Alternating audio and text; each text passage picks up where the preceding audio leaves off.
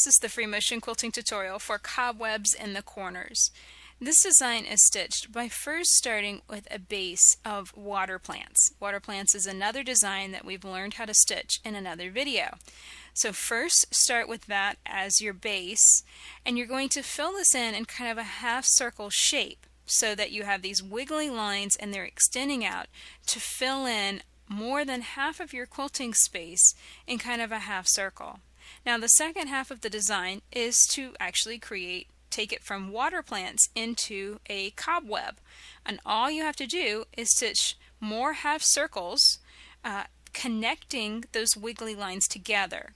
And generally we want to move in a half circle shape because that's what a spider web looks like, but the lines themselves, they can either be straight or you can see mine have a little dip to them, and I think that makes them look a little bit more realistically like a spider web, a little spookier. And you can see how that's kind of coming together. I'm just simply connecting those lines, moving in a half circle against the edge of my quilting space. Now this is a fairly time-consuming design, and it's also fairly advanced. So I had to speed this up in order to be able to have time to show it all to you. So you can see now the dips that I'm making with my spider web are actually very pronounced the wider it gets. Now the second half of this design is to fill in the opposite side of your quilting space, and you do that by, of course, setting your base, your foundation, kind of more or less, is water plant, and those are just wiggly lines moving into and filling up that area of the quilting space.